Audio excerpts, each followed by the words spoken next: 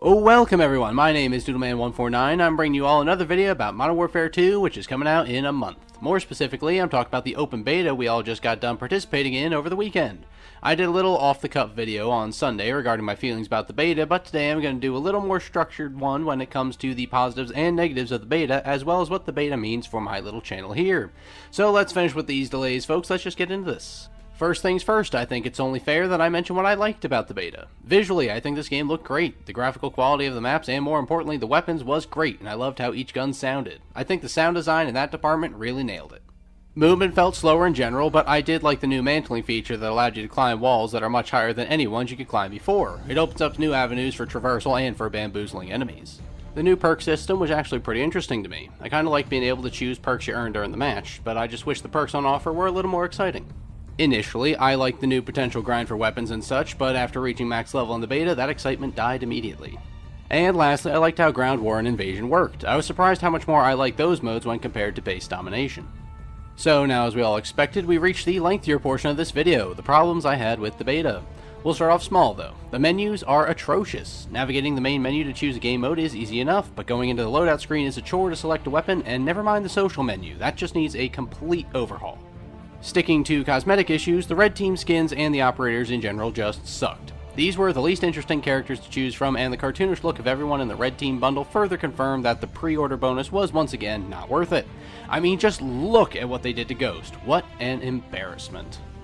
Now on to things that are a little more concrete, like the maps. I don't think the new maps flow all that well, and I can't think of a single 6v6 map that I actually liked. There were certainly some that I disliked less than others, but none that I would consider good.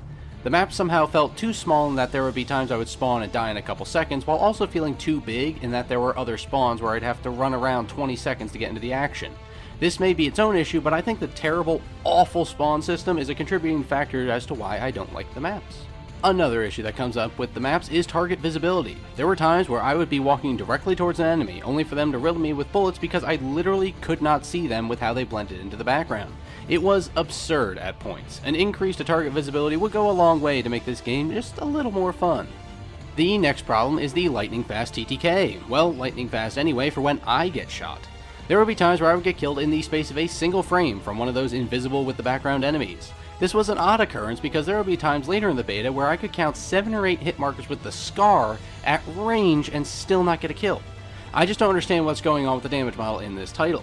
The fast TTK led to a gameplay style that immediately turned me off.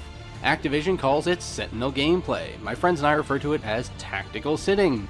However, we all know that it's just camping. Plain and pathetic. Rushing is essentially not a viable tactic in this title, as 9 times out of 10, the one who is sitting down a hallway, prone or mounted, will be the one winning the gunfight. And my last grievance with this game is Footstep audio. Many people complain that the Footstep audio is too loud and that it allows campers to identify where they are at all times. This was never the case with me. Perhaps it was because I was playing wrong by moving around, but whenever I was on the move, I could literally not hear enemy footsteps at all. There would be so many instances where I would be ADSing around an obstacle and see no one, only to have tracker footprints going right past my position. Someone literally ran right next to me and I could not hear it at all. More often than not, this would lead to me getting a cheap death. They don't need to lessen the footstep audio in my opinion, they just need a whole audio balancing overhaul. Now, this isn't meant to be a constructive video. I'm not here to offer up ways for Infinity Ward and Activision to fix the title. This is the case because A, I don't get paid to offer up suggestion to fix what should be a complete product, and B, no one is going to watch this video anyway, so I highly doubt anyone in a position to change things will actually see this, so why bother? More importantly, I want to mention how this beta will affect my channel going forward. Well, first of all, this beta kinda left me hanging in the wind as to future content. I was so excited and so looking forward to this latest COD installment. I had passed on Cold War after playing some, skipped out on Vanguard, and I was hoping to have a return to form when it came to my favorite Call of Duty of all time, Modern Warfare 2019. I was fully planning on doing my usual Weapon Workshops videos and other informative and opinionated videos on Modern Warfare 2 at the end of October. But after this, I can confidently say I am done with Call of Duty. I was never a big fan of the franchise, and I remember pondering if Modern Warfare 2019 was a flash in the pan, and now I'm convinced of it. No matter what Call of Duty titles come out in the future, I am done with it. So, without COD content for the future, what will I be sticking to? Battlefield 2042? Well, honestly, no. I'll keep playing 2042, and I can make some gun videos about it, but it's also getting really boring, too. I'd rather play 2042 instead of Modern Warfare 2, given how this beta went, and even then, that doesn't mean I think 2042 is fantastic. It's honestly a time killer. I have very few matches where I genuinely enjoy myself. Most of the time it's just grinding for camos I don't care about. Unless I'm playing with at least one friend, the game is mid at best. And so where does that leave me? Well, with Sea of Thieves. My Sea of Thieves videos take a good amount of time to put together, so typically I need something in between to cover my weekly upload while I work on a good Sea of Thieves video. So while I will use 2042 for some of that filler, I'm currently in the market for a new, fun game. I'm going to try Deep Rock Galactic with Freaky Haircut, and hopefully I can enjoy that and make content on it. However, that second part is definitely going to be questionable going forward, but I'll do my best. So there you have it, folks. After playing a weekend of Modern Warfare 2 beta, I found that it has far more negatives than it did positives. From a company that I thought could give me another fantastic COD title, I have been let down tremendously. So much so, in fact, that this beta has actually killed military first-person shooter titles for me. I'm done with Call of Duty. I'm also done with Battlefield. I just want to play something fun, and it doesn't have to be a shooter. Truly, I'm looking for a PvE experience that I can really sink my teeth into.